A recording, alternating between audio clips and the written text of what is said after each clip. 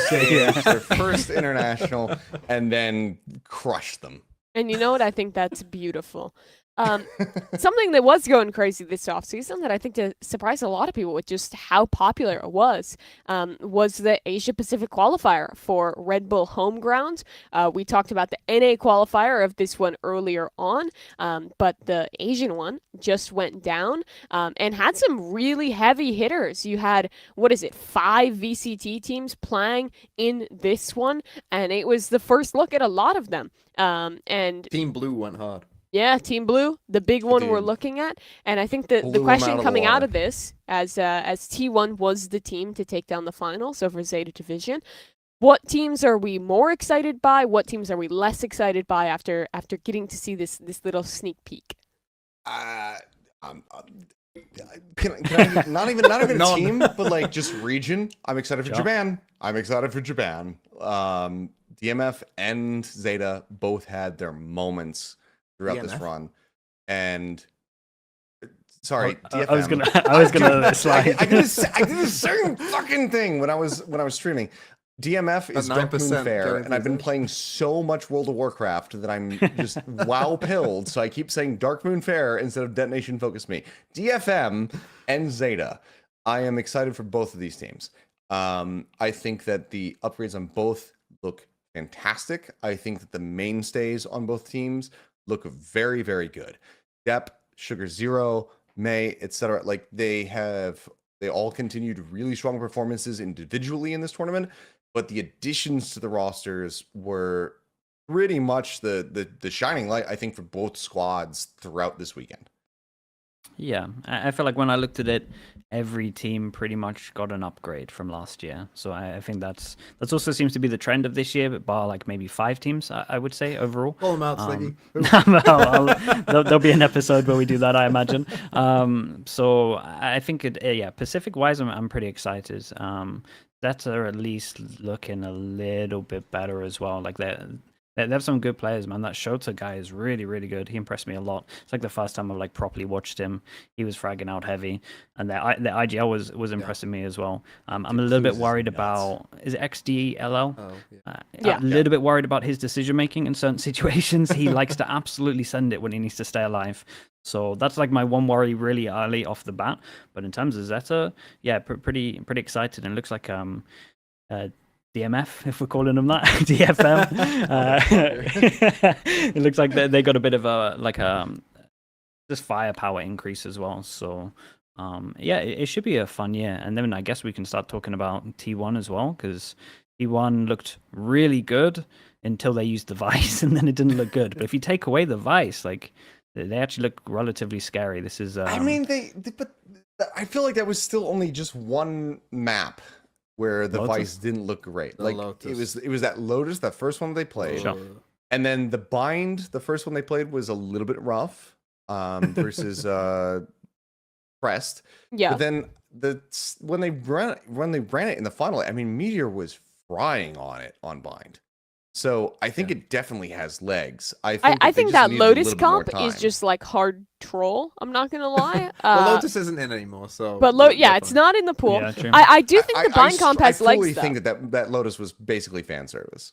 Sure, cool. That's great. Yeah. But I do think that the Vice could have potential on bind, right? Like it's a map you already most of the time aren't playing a Sentinel. It's one of the few maps in the pool where you do kind of have that like 5th flex slot that if it's an agent they're comfortable with and continue to grow with, I think it would be kind of cool to get to see that one pulled out. So I didn't mind the innovation there. And other than that first Lotus loss and one loss in the finals, it was a pretty flawless tournament from T1. Yeah, I think especially when you're watching that bind that they played in the final, like I know obviously like this tournament, you know, it's an off-season tournament. These teams, fuck knows how long they've actually been practicing together, and I think you saw that sometimes.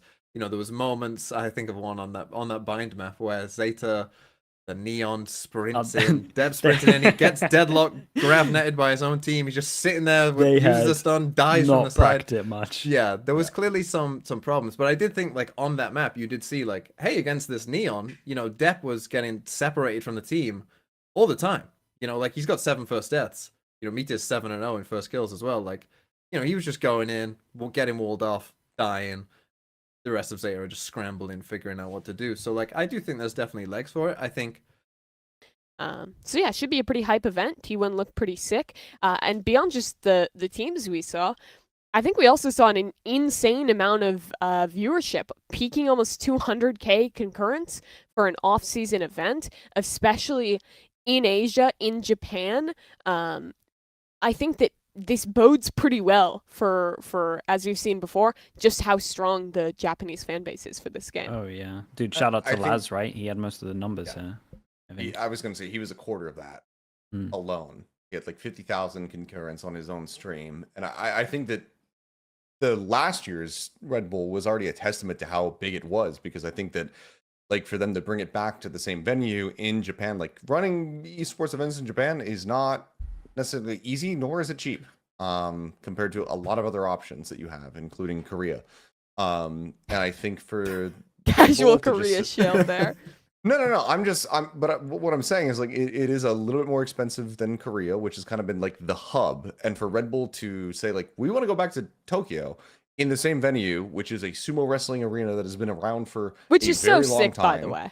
It's so cool. I couldn't stop talking about it when I was co-streaming this, because I was like, I want people to actually understand how neat this is.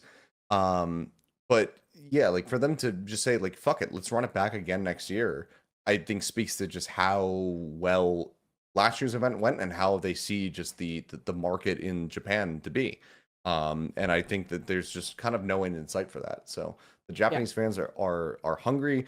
You could just, I also said this, like the crowd mic balance was perfect through this event. You could hear every single ooh, awe, the claps between the rounds and everything like that from the Japanese fans. Like they still just will continue to support every single team. And there was pretty much every single player, I'd say, represented by somebody in the audience with a fan sign. Yeah. No matter which game it was. If it was T1 playing, there was Stax fans. If it was Crest there, there was constantly just tons of fans out there that were just rooting for individual players. And that's the exact kind of thing you want to see.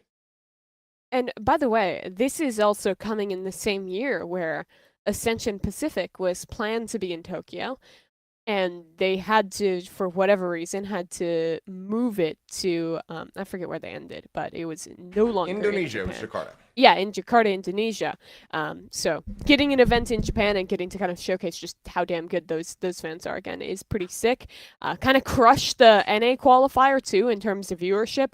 NA peak occurrence 140K, average occurrence 94.